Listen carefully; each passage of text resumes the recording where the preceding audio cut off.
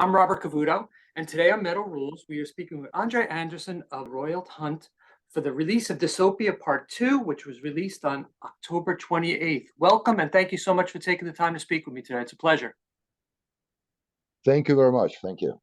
I got the album right here. Awesome. I don't know if everybody could see it. Very, very great. Oh, I can.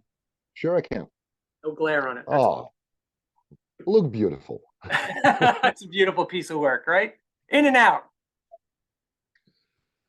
Oh, God. How long have you been working on Dystopia Part 1 and Part 2 in its entirety? I mean, all in all, I think it was like 2.5 years, close to 3 years. Yeah. We started a few months before the pandemic hit. So it was weird times. And I've been so busy explaining to everybody it's not my fault.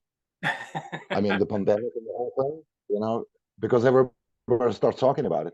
They're going like, oh, this dystopia thing. And here we go. Here it is Not my again. fault.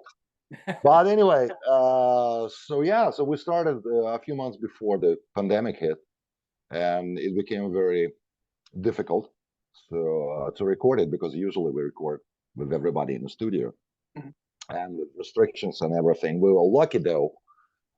This year, our singer, we're playing a festival somewhere during the late summer and year before, and he flew actually to Copenhagen, so he recorded his parts. So I mean, we could work together normally, Yeah. and the rest of the year it was weird. It was just weird. Just for guys to come from Sweden to Denmark to record, you have to have shots or tests, and I don't know. It was weird. Yeah. And when we did the part one, it came out, and we thought, okay, probably soon it will be over because everybody starts talking about going on tour and this and that, but it just like kept going and going and going. And well, finally, it's been over for like half a year, so maybe in the beginning next year we can actually start touring, That'd be awesome. which will be nice. Yeah. At what point did you say this endeavor was going to take 2 albums to complete from beginning to end? Oh, we knew it from the beginning. Yeah. I mean, as you probably know, Dystopia is written or loosely based on Ray Bradbury's Fahrenheit 451. Sure. So we knew from the beginning we couldn't fit the entire book, the whole plot, into one album. Hmm.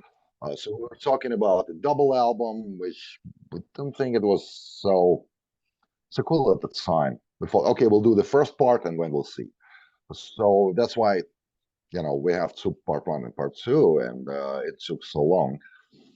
But we knew from the beginning it will take a bit of time, and probably will end up being in 2 parts, 2 albums. So you didn't work on it as one complete unit? You finished one and then you started two, or did you do them simultaneously, Yeah, right? Word. kind of, not simultaneously, but so we had some, some sketches for part two, because I mean, obviously, when you're writing it based on the book, so you already have all the action, all the plot, the whole thing, the script.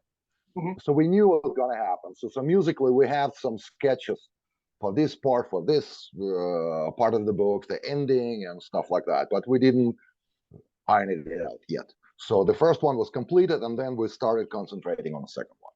Got it. Got it. This must have been a big labor of love for you to do these 2 albums basically back to back. Yeah. Is it bittersweet to have it done? Is it exciting to have it out there? Is it a relief? Because it seems like a huge endeavor because it's such a wild ride musically.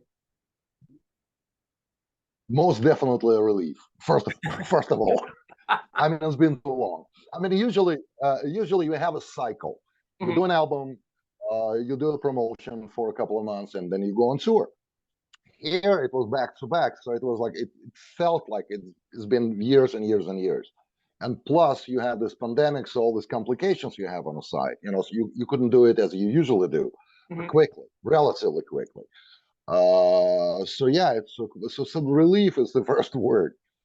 comes to mind. But yeah, but now the reviews start coming in, and fans are writing, and the press. It's so far so good. Everybody seems to be excited about it. They like the album. That's nice. So I'm just starting to appreciate it a little bit. That's good. Previously, it was just like, phew. That's it. When you finished one, was there things that you liked about part one, or maybe didn't like about part one, that you wanted to incorporate into part two and utilize and make it maybe a different vibe? A little bit, Yeah. because usually, like in the book, especially this kind of book, it's like a movie. So you have all the action building up towards the end. Right. So the second album became a little tougher sounding because of all the action is going on. Right. So yeah, there's differences between the two. The first one is a bit softer because you have kind of like introduction, you introducing the characters, and the whole atmosphere is a little bit more. Should I say? It's not necessarily softer, but it was more cinematic sounding. Right. We used a little bit more classical instruments and stuff like that. It was like kind of a retrospect for a main character. Mhm. And then the second part is much more action and the chase and violence and whatever. Yeah. So it sounds a little bit different. You know, when your publicist sent me the music, I just started listening to music and enjoying the music for what it was. Then I started doing my research for the interview and understanding the novel that it came from. What do you say to the people who just want to listen to the music and really just enjoy it for what it is and not necessarily know the novel behind it, Fahrenheit 451? They can do it as well. Mhm. It's not like a theater piece where you will have to know what happened, you know, 10 minutes or 20 minutes before, and you can just enjoy it for what it is, basically. Right. And then again, as if you're interested in the story, you can probably find like kind of like a digest on the internet. Yes. So clicks will be there, so you'll know in general what it's all about, and probably it's enough. I think there's a movie out there too. I was going to go watch the movie this weekend and see how it marries up to what part one and two now that I'm more familiar with everything. Yeah. As I said, there's a couple of movies. There's one old one which is Yes. not that good, and then the newer one is a bit better. The book is great. It's like one of the greatest American novels, and it's considered to be like a classic. Uh, It is. and I agree. I read the book for the first time. I was probably 17, 18, something like that. So I came back to it, and the situation. Of course, why I'm saying it's loosely based on Mhm. Fahrenheit because we kind of are following the plot, but at the same time, we're trying to look at it through 2000 or from 2022. Because problems now, probably most of it is the same, but they changed a little bit. Mhm. So in order to update a little bit, to make it a little bit more relevant to this day today. So we were kind of looking through glasses of 2022 or 2020 when the first part came out. So we're interpreting some of the stuff. So yeah, as I said, like a general digest, so you understand how the whole thing is progressing. What it's all about, which basically about the censorship and betrayal. It's human drama there, and that's probably enough. I really like the connection on the CD cover to the book burning from the novel. And the first one, part one, has fire going through. This one has more like smoke. Am I reading that correctly? Am I understanding it? Yeah, absolutely. It's smoke and ashes, because we're coming to an end and like everything burns. I see it. That's pretty cool. And you did crowdfunding for this. How did that work out? And what was the premise behind it? It worked out fine. We started early. We started when still the pledge thing was up and running, and we started doing. We did it on one of the live albums a few years ago. We used the pledge platform, Mhm. and it worked out fine. So we just realized we have a bunch of people who are interested in that and actually willing to prepay the finished product. So we start expanding on that, and now it's like a regular. You know, you Yeah. can pre-order the CD, and if you pre-ordering on our website, if you pre-ordering it's some kind of a deluxe edition with additional booklet, and there's also instrumental version of the album and different kind of stuff. And then you have access to videos from the studio while we're recording it, and it's all tons of stuff. Absolutely. Yeah. And all of a sudden, we have a lot of this kind of people who are interested in that, you know. So it's great. We just continue doing it, and to us, it gives a chance to explain some things and have kind of a dialogue with fans. It's not only about getting the CD. I mean, the dialogue is going on, and fans have a lot of questions, which once a week, you know, so you can sit down and answer them. Yeah. And it's great. It's a different experience. It's harder. I mean, it's impossible to imagine something like that like 15, 20 years ago, Of course. when you communicate with fans basically through the press, which will come out in a couple of months, obviously, because of deadlines and stuff. And you communicate it through the record company. Hmm. Now you don't have to do that. Sure. It's much more instant, immediate. You know, I like it. I think it's a smart idea. I really do. I was looking on your website, and a lot of the bundles were sold out. Incredible. I was like Yeah, very looking at quick. all of them, and like tons are sold out. But it was a great offering I and would, a great idea. I would never believe that. If somebody told me like 6, 7 years ago it was possible, I said, probably not. You know, so, but all of a sudden we just realized, and of course, the band's been around for so many years. You have fans all over the place, you know, Right. from South America to Asia, and what do I know? You know, so all of a sudden you have all these people coming in and they're interested, and they asking questions, you explaining how you're doing it, why you're doing it, and when, and they can actually be with you in the studio. They can like watch the updates when we're recording something. You know, it's pretty cool. Yeah. Yeah. I have to ask you, the CD is so elaborate, so flourished with tremendous amount of music and some tremendous vocalists. You have multiple vocalists on this. So when you're writing these songs, whose voice do you hear in your head? And second part to that is, how do you pick who will be on what song? I mean, well, when we started it, we had to have a bunch of characters Mhm. involved in this book. Obviously, we couldn't have all of them because it probably will be like 15, 20 people. But as I said, the main characters. And you have an idea who do you like this part sung by. And obviously, DC Cooper, who is our lead singer, he's playing the main character. But who he will be doing duets with? And some kind of are you imagining some kind of the voice, maybe not a person, but the voice, how it will be. It will be a little bit raspy, it will be very clean and stuff like that. And then you start looking, and fortunately, that's one of the perks of being in this business for so long, as I knew a bunch of singers. You can call them and start talking about explaining the idea, and the experience was amazing, you know. So one of the things I really appreciated, all the guys, I mean, obviously very talented and stuff, but there's no competition there. And I heard a couple of albums when you have like a couple of singers on, and you can sense, sometimes you can sense, you know, there's a little bit of competition there. They Mhm. try and kind of like upstage each other. You Right, know, right. everybody was so involved with their own character and they were supposed to do and stuff like that. It was very easy to work. There's no egos or anything.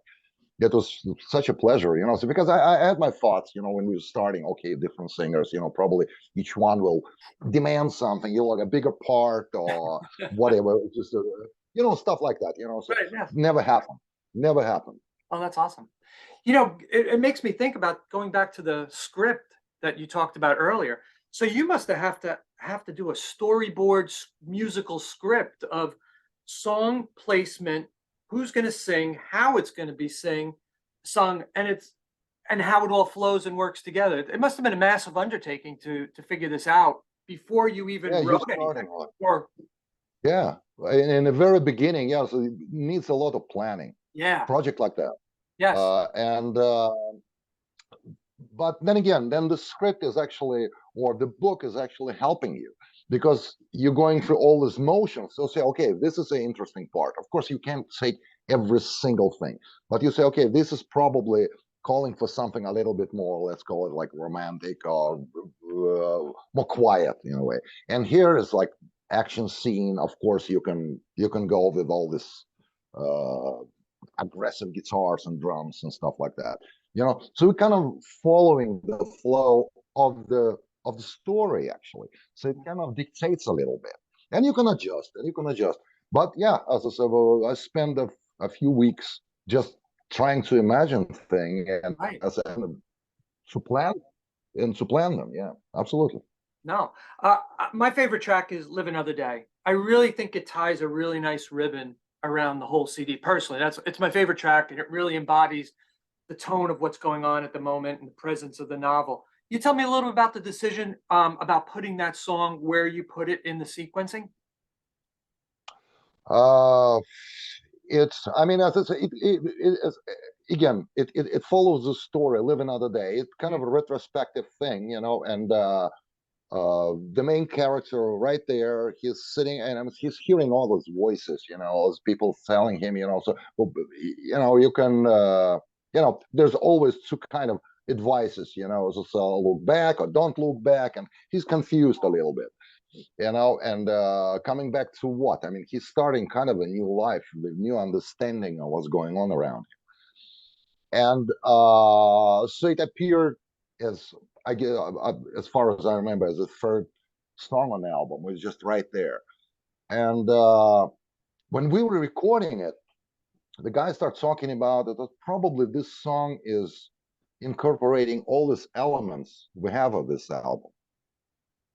There's certain melodies, there's Yeah. obviously lyrics describing this kind of a stage of confusion he's on, the main character. And musically, it kind of incorporates all the aspects of what we were trying to achieve on this one.